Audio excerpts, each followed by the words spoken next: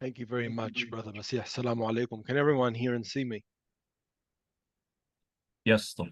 You can hear me and see me. Okay, 1 second. Once again, Assalamu alaikum, everyone, and thank you for the invitation. I will be using a PowerPoint slide, so just let me know if you can see that.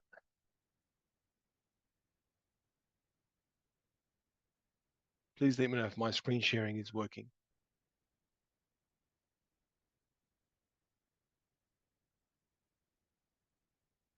Yes, you can see my screen, my slides. Yes, can see it. I can't hear anyone. Yes, Masih, we're good? Yes, working. Okay, thank you very much. Bismillah ar-Rahman ar-Rahim. Allahumma salli ala Muhammad wa ali Muhammad. My intention, inshallah, for this session is to um, not so much to impart a lot of content or strategies, but more of a new way of thinking about the home environment. And the first thing I want to talk about is this distinction between content versus context. The I want to invite you to see the home, your home, as an energetic field or container, which is the context. And within that container, we can add content, just like a container, right? A jar or a pool of water. Now, the key distinction here is between two types of context or fields, the sacred and the profane. And that's sort of technical knowledge or technical terms that comes out of anthropology. But basically, sacred space is like a mosque, a masjid. When you enter the threshold, when you pass through the threshold into sacred space, there is an immediate change of energy. When you visit a maqam, when you visit Imam Hussein alayhi salam in Karbala, when you visit Imam al-Rida in Mashhad, soon as you step in, out from the street, which you could say is the profane space. Profane just means the ordinary world, malls and bazaars and buses and trucks. But as soon as you cross that threshold, you've entered into sacred space. And we all feel that there's an energetic shift. So I want to invite you to see your home as a sacred space. So, what is the energy that you bring into your home as you cross that threshold from the outside world, the profane space, which is, for example, a mall, a shopping center, the street, the park, into your home, which is a sacred space? Because you may be doing all sorts of great amal in Ramadan and acts of worship. But of course, if the space, if the container itself has any contaminants, even if you put very pure food into a container, right? You may have some very beautiful fresh walnuts that you're going to enjoy, but you put them in a container that's dirty or has had something rancid in it, it will contaminate the purity of that food. So context, the field, the space is more important than the content, because even if you have very good content, if it's in the wrong or a contaminated context or field, it will spoil, it will distort, and it will contaminate. And this brings me to another point I want to impart to you, which is the concept of limbic associations. This is very simple. The human brain has you could think about it as having three stories, and the middle story of the brain, the middle, like a three, think about it like a three-leveled house, is the limbic or midbrain, which is all about emotional associations. So imagine in Ramadan, you're doing acts of worship as a mum and dad, you're reading ziyarah, you're doing reciting Quran, but the emotional state of the home is marked by some negative energy. Maybe there's some resentment, there's some grudges, there's some maybe a lot of financial stress that's on your mind that is somehow creating some energetic ripples in the home. Maybe there's upset, maybe there's loud voices, maybe there is some sort of strain in a relationship between husband and wife, or father and son, mother and daughter, whatever. that is going to create a negative association, we call a limbic association between those acts of worship, right, and the emotional state. So the emotional state will start to potentially contaminate or distort the energy. If I give you an example of a limbic association, let's say you were in a job that you didn't like. You had a really nasty boss, nasty workplace, what they often call today a toxic workplace culture. And then you leave that job. But it so happens that one of there's an outfit that you would wear at that job, let's say a jacket. That jacket has a limbic association to that job. So if I was your coach, I'd say, you know what? If you're really serious about transforming and leaving behind that old identity in that job, you actually have to get rid of that jacket. Now, donate it to charity, don't throw it in the bin because it has a negative limbic association. And every time you wear that jacket, your limbic brain, which is not based on rationality, it's based on an association, is going to associate that with the identity you had at that job. Maybe you were miserable, you were disempowered, you were a people pleaser. That jacket now represents that at a limbic level, which is subconscious. So we need to think about what are the subconscious associations we're making if the home environment is not one that is conducive to spiritual purification, even though we might be engaging in all sorts of amal. So the idea here is that energetic purity matters just as much, if not more, as physical purity. So the home, I'm inviting you to see your home as a masjid, home as a sacred space. What is the energy I am bringing into the home when I walk through the threshold? Just like you're very mindful when you attend the masjid, right? You take your shoes off, you're mindful of how you're dressed, you're in a state of tahara, you're not going to go in there, um, with a scowl on your face, or you mentally, as you walk to the masjid, are preparing to cross that threshold. You're entering into a different field, a different context, a different zone. And you have to bring to that conscious awareness and intention. So I want you to see negative emotional states. And I'll go to this slide here so you can see the negative states, anything below 200. So courage marks the beginning of, let's say, integrity or positivity, because at the level of courage, I have the ability to speak the truth about my situation. So let's say I've been very grumpy and resentful, and I come home and I'm complaining and the world's against me. Courage would say, you know what? Yeah, my energy's been off. My energy has not been conducive to a peaceful, collaborative family environment. If I can declare that to myself, then I immediately am transported to the level of courage because I've spoken the truth about my situation. Some of you may be familiar with AA, Alcoholics Anonymous, and the 12-step program. And the first step in the 12 steps of overcoming an addiction is to speak the truth. And in that model, it's I'm an alcoholic. This thing has completely had controlled me. I am completely at its mercy. And say, well, that seems like a very negative statement. No, it's the first step toward recovery. Because below courage is pride. Pride says, I don't have a problem. You have a problem. It's your fault. You provoke me. You anger me. You need to fix your behavior. So anything below 200 energetically is going to create a major energetic contamination and distortion in our home. No matter how many ziyarah you recite and amal you do, the field, the context, the container itself has a contamination. Now, that doesn't mean the amal you're doing don't count. The amal themselves obviously also influence the field. So there's a bidirectional relationship. But I want you to get maximum value from what you're doing, from your amal in these 30 days and beyond, which is why I want to impart this energetic understanding. So negative emotional states, pride, anger, excessive desire, fear, grief, apathy, guilt, shame act as emotional contaminants. They're free radicals.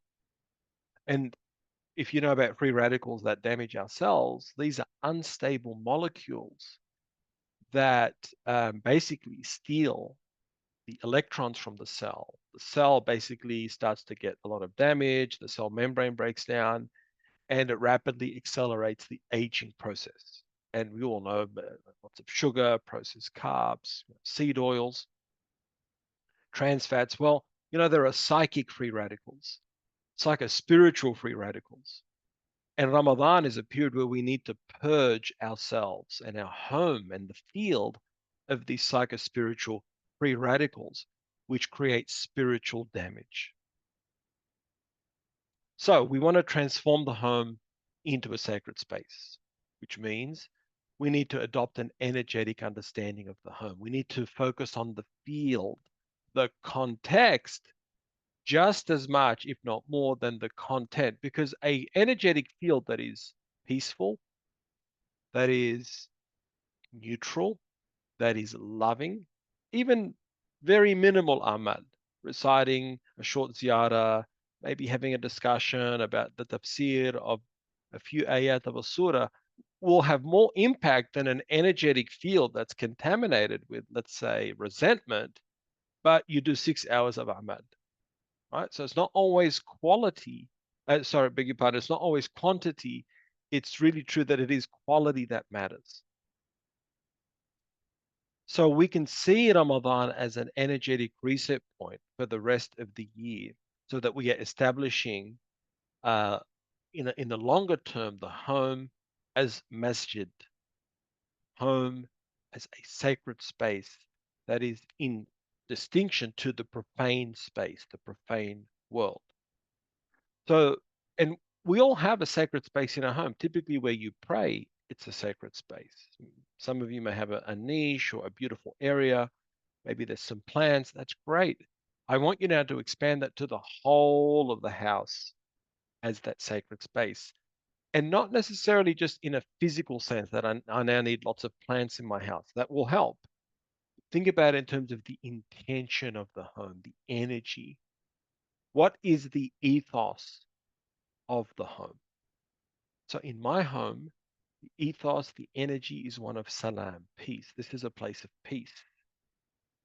This is not a place where we raise voices, where we argue loudly, where we engage in. We do not want the peace to be disturbed. And if there is something that disturbs the peace, we don't turn a blind eye to it. We deal with it. But we deal with it in a way that brings us back as quickly as possible to that energetic point, what you could call homeostasis, the set point of peace, of salam. And I want you to embody that in everything, in how you walk, how you talk, the tone of your voice, how you breathe. And if you're someone where you recognize, I really have trouble embodying this state of peace, this state of energetic equilibrium, then I would invite you as an individual, mums and dads, grown-ups in this gathering here, in this online forum, to learn about, well, how do I regulate my nervous system? How do I learn how to breathe? How do I eat in a way that nourishes my body? How do I understand the role of beauty in my surroundings to encourage a sacred space, right? Plants, artwork, uh, background of Quran, dua, to beautify the home. So, call to action, and I don't want to talk for 40 minutes. That's not the aim. I want to impart to you the core message, and then maybe we can have a discussion. So, just like we wouldn't enter a masjid with dirty shoes, we shouldn't enter our home with a polluted heart and mind. If negative energy enters, it is our responsibility to clear it before it spreads, before it is the energetic contagion effect. So the the field that we want, that will create the greatest energetic equilibrium in our homes. Ultimately, is the field of love, unconditional love. What does that mean? Well, if you're a parent, what it means is making a commitment to see the innocence in your children, even if they do something wrong or inappropriate, that you are not reacting, you are not in a reactive state. You are seeking to understand, you are seeking to have a dialogue. Why? Because you value peace. And the moment you react, I tell you a secret, you lose your authority and your respect is diminished. I want you to focus on how will I respond? How do we respond in this home, not react? When we react, that is our animal brain. That is our animal instinct. That is our mechanical nature. Now, you may have an internal reaction, no harm, no foul. A family member does something that really upsets you. There's an involuntary reaction. Hey, that's fine. That's involuntary. No judgment on that. Don't start guilt tripping yourself and getting neurotic over an involuntary reaction. But there must be a pause to say, this is how I'm viscerally, instinctively reacting. How will I choose to respond? How will I choose to respond? Even though the reactive part of me just wants to do whatever it wants to do. So, just some um, practical points. This is not an exhaustive list, obviously. Hug family members and give salams with present. Now, if you are coming home and you're stressed and there's a chance you might bring the contaminants of the day into the home, bring in those psychic free radicals. Take that 30 to 60 seconds to just reset yourself before you walk in, whether it's in the car, before you walk through the threshold. Take a deep breath. So the way that you want to breathe to reset the nervous system is typically an in breath through the nose for about 3 seconds and a longer out breath through the mouth for about 5 seconds, a longer exhale. So it'll be something like this.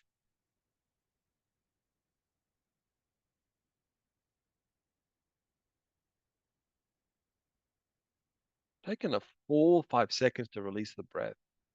And I've consciously focused on breathing through my diaphragm or abdomen. So I'm not breathing through my chest or shoulders like this, which encourages me to be in more of a reactive state. So it's more deep diaphragmatic belly abdominal breathing, which is how babies breathe if you watch babies when they're sleeping. The other thing you could do, this is just a little tip, is something I like. It's called the thymus thump. And your thymus is basically your sternum point. And what you could do is you could take your fist and just do a thump on your thymus, right? So it's basically the point between, for men, it would be right in the center between both nipples, right in the center of the sternum point. So you do a thump like this, and you can breathe in. And as you breathe out, you can do a sigh. If you do that, I think most of you are muted. You do that with me now, you will feel an energetic reset. You'll feel it immediately. You do it with me now. But let's all do a thymus thump. No one can see you, so you won't look silly. What that's doing, there's a particular acupoint there, and it's recalibrating your whole acupuncture system, your whole what's called your meridian system, right? And you will enter your home in a more calibrated state. Because how often do we enter our home and within moments things have fallen apart? This person's upset, there's a reaction, and it's like, whoa, what just happened? Right? We did not enter into the home with a conscious intention, and we were also not in an energetically calibrated state. So in Ramadan, we want to set the niyyah, the conscious intention, to let go of any and all grudges, need to be right, to prove a point, to assert control. Especially with our children, we want to focus on connecting with them over correcting them. And anyway, even if you want to correct them, if there's no connection, there's no correction. There's no connection, there's no correction. Same with grown-ups. Someone tells you what you've done wrong. If you don't have a connection with that person, if you don't feel that they're warm, genuine, and sincere, you can't receive it. Very difficult. The other, the other, what would you call it? Saying I like is rules without relationship leads to rebellion. Rules without relationship leads to rebellion. So we want peace to be the dominant energetic state of our home. We want to focus on building a sacred space, a context where the energy is one of purity. And what that means is what we then put into that container in Ramadan. All your amal, all your great works, all your striving will not be contaminated.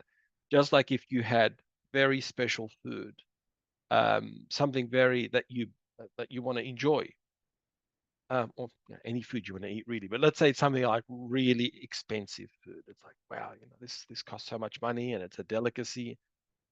You would look for the best container to put it in. Airtight, it would be clean. You'd probably smell the container. It's like, oh, it smells a bit rancid. What was in it before? Don't use that one, or wash it properly, right? You'd be very meticulous where you put it. Same thing with our home. Home is the container. Home is a sacred space, and Allah subhanahu wa ta'ala invites us to the home of peace.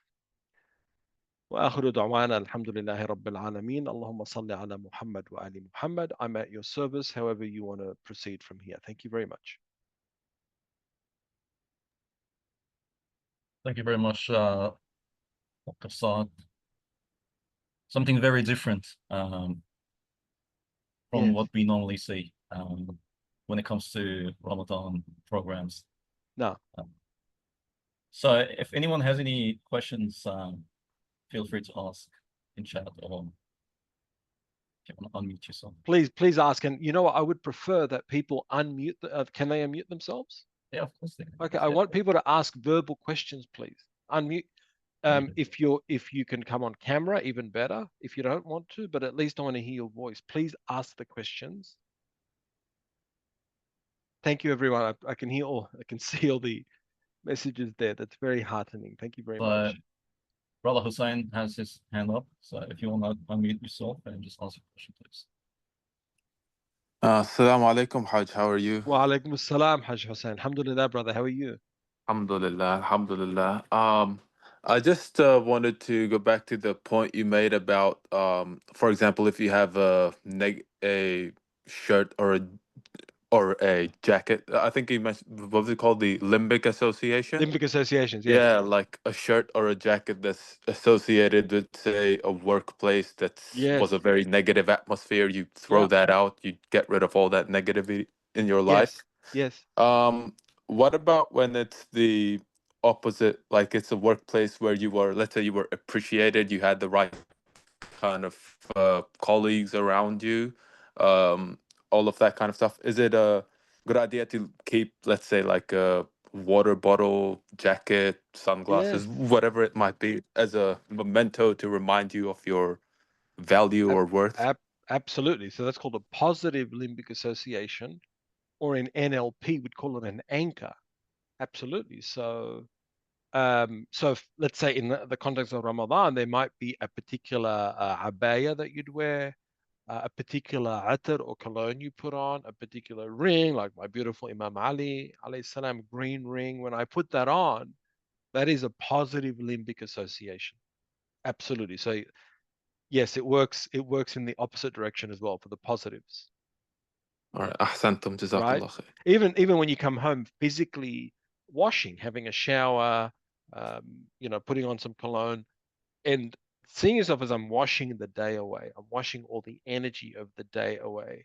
So I enter into the family space energetically reset. So again, there's a difference. The home is that sacred space. So when you go to the mall, shopping center, it's different from when you go to the masjid. And to keep that distinction in mind between the sacred and the profane. Profane just means the horizontal plane, It doesn't mean it's bad. Like when you go to the butcher shop or you go to the register your car or you buy groceries. This is the world of the profane. But we need the home to be a sacred space to disconnect us. And what do you think is one of the main things that's desacralizing the home today? That we're all attached to like another limb. It's become an extension of our body. The smartphone, when misused, right? Okay. Thank you, Brother Hossein. Please, any other questions? I really love live engagement versus written questions. But if you're very shy, then and you want to write the question, then please do. But I prefer that I hear your voice. Well, Mohsen has his hand up. If you could please ask a question. السلام عليكم جميعا ورحمة الله. وعليكم السلام ورحمة الله. Thank you, Dr. Abdul. That was really a fantastic talk. And I just wanted to ask, I can completely appreciate what you're saying about the home being a sacred space. But what I struggle with is understanding where is the safe space for that negative energy. Like if we are working 9 to 5s and then we come straight home and we're bringing all that stress with us back home, how do we in fact de-stress other than some of the techniques you had mentioned? Yes. But how do we really remove that anxiety, and all the stress and all that negativity that we are accumulating throughout the day because we're trying to maintain a positive image, especially as visible Muslims living in the West? What do we do with that? Like it almost feels like we have to bury it deep down, Right, and then right. just come home with It's a great question. with a big smile. So I Big would smile. love some Yes. clarification Well, on thank that. you, Brother Mohsen. No, we don't want to bury things because burying actually creates even more distortions. So this comes down to taking personal development, personal work seriously. So whether that is self-care, working out, your walks, journaling, engaging in coaching, psychotherapy, having a space such as your home office where you might sit and sort of do inner work or do some journaling or so yeah, that's a good point, is that I'm not saying that we just put on a mask when we go home. If there are some enduring patterns that you find yourself stuck in, and I'm not saying you as Brother Moston, but the audience, then as grown-ups, we're responsible to deal with that. If I notice that I've got a lot of resentment or grudges, or I have chronic anxiety, or I'm not coping, sometimes we need some guidance how to deal with that.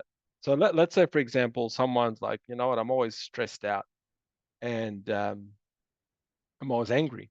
Well, one of the things that might be driving that, and again, I'm not saying you as Brother Mohsen, is the person might be a chronic people pleaser. Just can't say no. They're racked with pathological guilt. So again, as an adult, it's your responsibility to either work on that or say, I don't know what's going on. I just know I feel lousy all the time.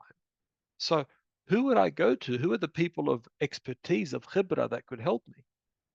Right? So yeah, we are not here to mask or bury.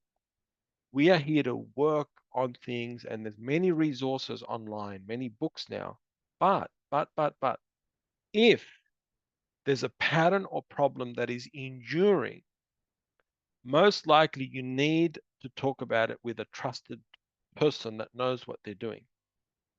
Because there's only so much that books can give you. Books can give you guidance, but if you've got a deeply entrenched pattern or problem, typically you need to find someone that you can connect with to help you sort out your thinking.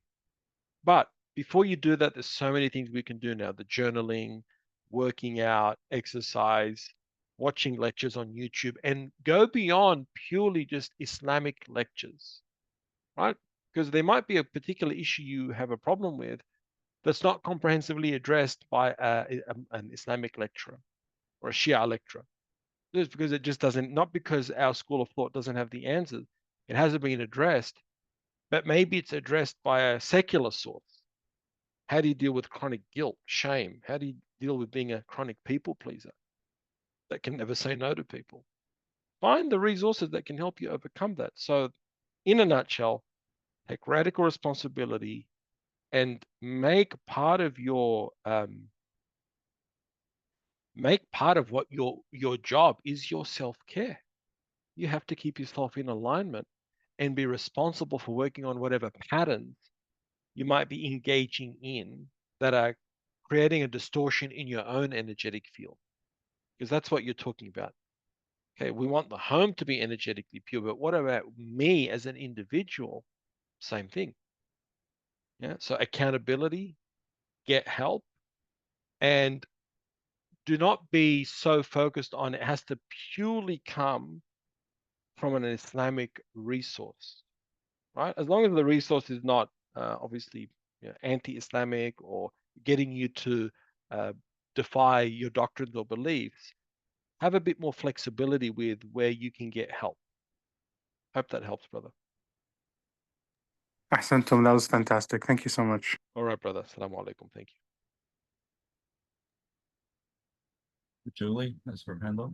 Please. Yeah, Assalamu alaikum, Brother Abdul. That was Salam, sister.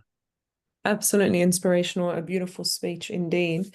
Thank you. I guess while you were talking, I was hearing a lot of maybe sisters' voices in my mind that I've worked with in the past in the community. Yes. Maybe brothers as well, I'm sure. I tried to do a quick count and I can see we're almost 50-50 in terms of gender. Ah, But sometimes, there's someone that's really working hard on this in the yeah. community, but their spouse is on a different page or maybe in a whole different book. So I think it's beautiful how you touched on making home a sacred space. But what happens if someone in the family is really working hard on that and their spouse, be it the wife or the husband, just haven't really got to that awareness yet? What advice could you give for these women or men? Yes.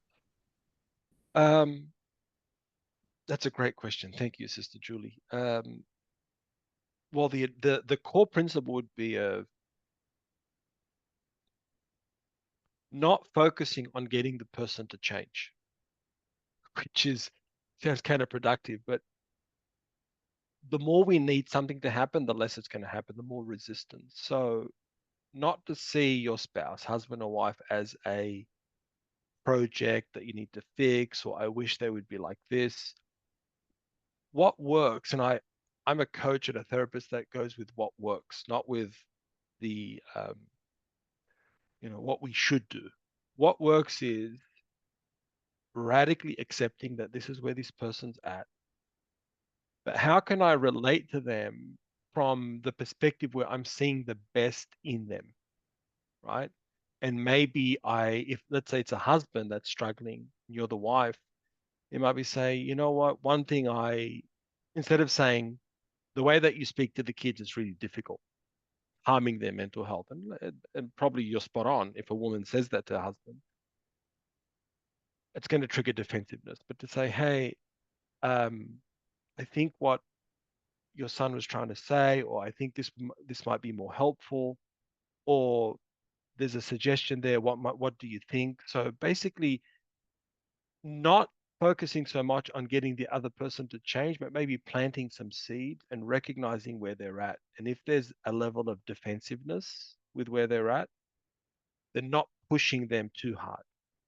The other thing I'd say in a general sense is seeing that the person is stuck in a pattern that they don't necessarily have the tools to get unstuck from.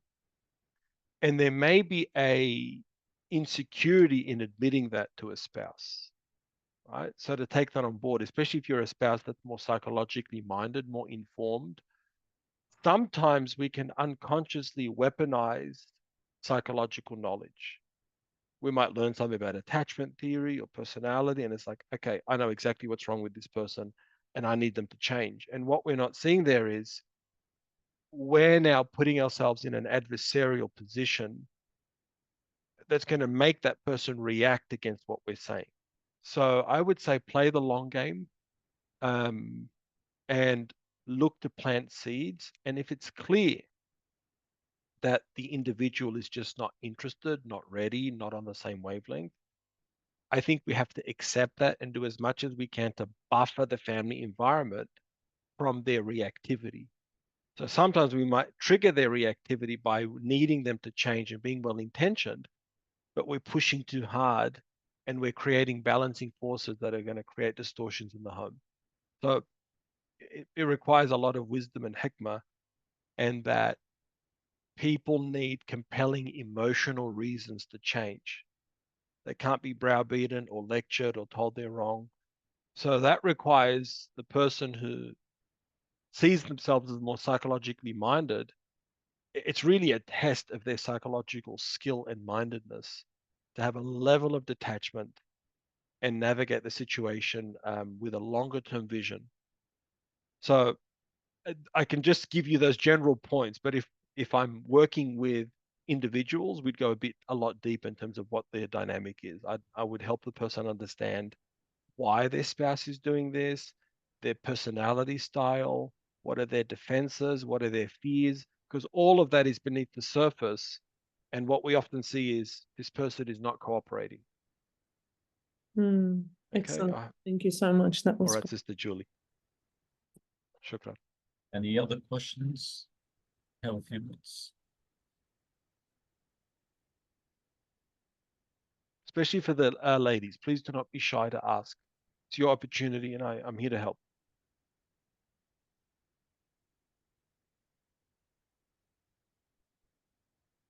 Brother Hussein again. I think he's got his hand up. Ask a question. Just one point picking up on the last response. As you mentioned, we don't try and enforce our way on the other person if they're not cooperating, etc. It reminds me of an analogy that if someone's thirsty, offer them half a cup. If they're still thirsty, offer them the other half. Now, just one thing. What if the other person, they don't indulge and they're not willing to make any kind of shift? They're just fixated upon one mentality or mindset, and it seems that anything you try is not fixing things up. Yeah. Yes. Well, you stop trying. Now, I know that's a very blunt response, but I got to tell you why. The more you try, the more power you give them, because they now have the power to resist. So because it's working on, it's basically the psychology often is you can't make me. So the more I try, the more resistance I'm going to create. So if you're genuinely dealing with someone that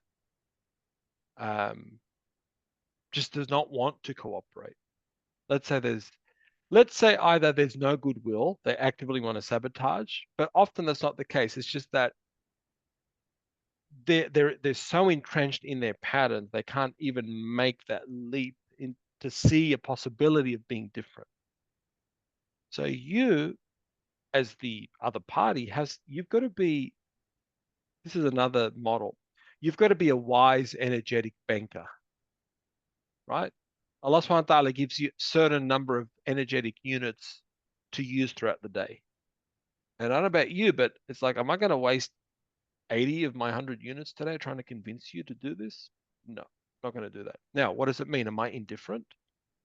It's not that I'm indifferent, but I have to become detached, because that energy now I'm directing to get you to change.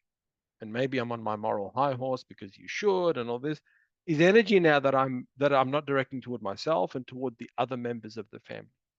So let go of the power struggle. And paradoxically, that might give the other person an opportunity to say, well, okay, is this something I want to do? And this is the basic part of human psychology. The more we want something, romantic relationships, what happens when you're desperate for someone's attention? You make them flee, right? So at some point, I have to have the izzat an-nafs, that internal sovereignty. I'm not here to force or convince or therapize. If the person keeps demonstrating they're just not in alignment with what I'm saying, I'm not saying, get divorced from that person. I'm saying accept that and say, if I accept that now as a grown up, and I don't enter into some codependent dynamic with them, or I'm going to rescue them, because that's the concept of co-addiction, codependency. You now are living your life through that person. You need to fix their pathology. You're focused on it. It's all you talk about. That actually reflects a psychological imbalance within yourself. So it gets really tricky when I work with family systems. But the basic idea is it's not up to you to change people's hearts and minds. Right? That's the message Allah subhanahu wa ta'ala gave Rasulullah sallallahu alayhi wa alihi. Human beings we're very complex. Test the waters, but if the person's giving you a lot of resistance, you've got to respect that and just pull back. Right? Okay. All right. Ahsantum. All right, Habibi. Want to Any other mention questions? Any other yeah, I just want questions? to mention Even tricky questions, controversial questions, or you could say, look, I've got a friend. I'm happy to address. I'm happy to address anything that that has come up from the talk. yeah, I'd like to make a couple of quick points before we break for Salah, inshallah. Yes, brother. So during Ramadan, unfortunately, in our community, when it comes to men, not all, but quite a few, especially the older they are, the crankier they get, right? So there's a lot of anger issues and they take it out on their families. So instead of Ramadan being a month where, families come together, it turns into a month where now families want to avoid each other. So that's one thing. And the second thing is that we see this quite a lot, that men refuse to help out the women at home, especially in Ramadan. The excuse is, oh, I was at work all day, I shouldn't have to do this. And the thing is, these days, a lot of women work as well. So, or even if they don't work, they have to look after the children in the home. And that's a full-time job in itself. So it is important for men to take part in home duties, especially cooking. It's surprising the number of men who don't know how to cook and they have to rely on others. Okay. Previously it was women, now it's Uber Eats these days. So it is an important life skill that everyone should learn. And during this month, you could, for example, use cooking as an excuse to get closer to your spouse. Why don't you both cook together? Prepare iftar together, prepare suhoor together. Yeah, look, what I found is I think for a lot of women, if the husband is in a positive emotional state, he comes home, he can, be in a good state with the kids. If the husband and wife are in a good relationship, then I don't think most women are worried about whether the husbands are cooking. The cooking becomes an issue because it's a symptom of a deeper dysfunction in the relationship, in my experience. So if because the husband and wife could say, you know what, there's a shared division of labor. I'm happy with that. I cook. You're working 12 hours a day. You're a trader. You're in the office. The cooking is never really the issue. It's a symptom. It's a symptom. So what I want people to work on is the deeper underlying infrastructure of their relationship. And for us to move beyond this dynamic in our community about cooking or this and that, because it's too, with respect, too simplistic. And it gives the message to men that they're not doing enough. I think we should empower men to say, hey, here's where you can really shine in your home. Not necessarily to cook. If you want to cook, great. But what does a woman want? She wants you to lead. She wants you to be in the loving, kind energy of a king. She wants you to create peace. She wants you to see that if your kids need some guidance, you can make time for them. And I think if a man is doing that, um, most women can take or leave whether he's cooking in the kitchen, right? So the cooking is not really the issue. The issue is what is our respective role as men and women, as in our masculine and feminine energies, and are we cooperating with each other, or are we continuing to facilitate a divisive dialogue between men and women? So I'm not against what you're saying, but I barely see it as the issue where the wife says the husband doesn't cook with me or he's not. It's usually I don't feel supported. I don't feel emotionally safe. I don't feel my husband is present when he comes home. He's just zones out. He's on his phone. He's whatever. And if he was more present, that would be a bigger deal than him engaging in these physical things like cooking. So the cooking itself is not the issue. Is what does it represent, right? What does it represent? And I think we have to have an even balance of men and women, because the discussion is very much about, how men are falling short. And I don't like that. I don't like it to be about how women or men are falling short. Like, how do we shine as men and women? What is the archetype of the aware masculine, aware feminine, in this case, in a home or marriage, versus where are we falling short? Where do we need to do better? It's like, hey, what is it that what's the level we need to rise up to? So again, after 23 years in the psychology field, I'm focused on the positive. I'm focused on growth and abundance, because there's too much negative in the Islamic space about where people are falling short. And I think a lot of men just feel browbeaten all the time about how they're failing. Say, hey, yeah, okay, you might not be doing all this stuff, but what is it? What is the standard here for you as a man? What is that standard? And what it comes down to is your presence, your ability to protect and provide, to create emotional safety. And if a man is doing all those things, the division of labor within the home naturally will balance out. It's in my experience, because both the man and woman are happier. So they will do things according to their fitra, without needing some sort of rigid structure, being told you should do this, you should do that. Like, I want to do it anyway because I feel happy. I'm good. I'm getting along with my spouse. Right? I feel respected. For a man, the woman, she feels that she's desirable. She's cherished by her husband.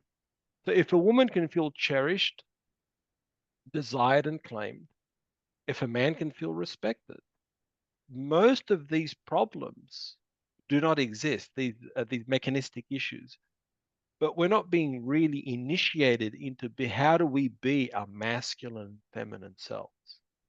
And how do we stop seeing our relationships as ego battles, as power struggles, which is the Western dynamic, the Iblisian system? Relationships are no longer about um, care, commitment, love, transformation, peace. It's about who holds the cards, who has the power, who has the upper hand, who's doing what.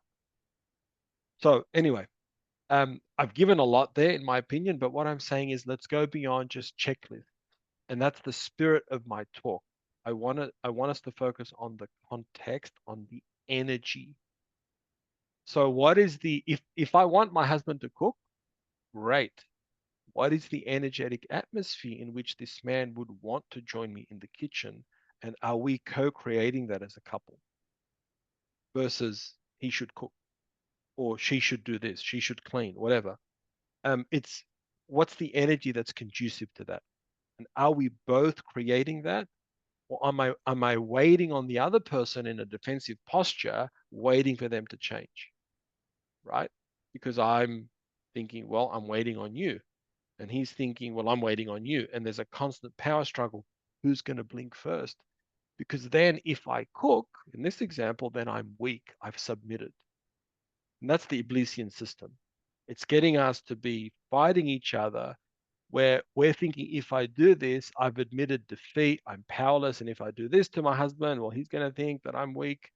That's the Kardashian culture that's infiltrated now, right? Relationships have become ego battles. That's very unfortunate. We need to change that.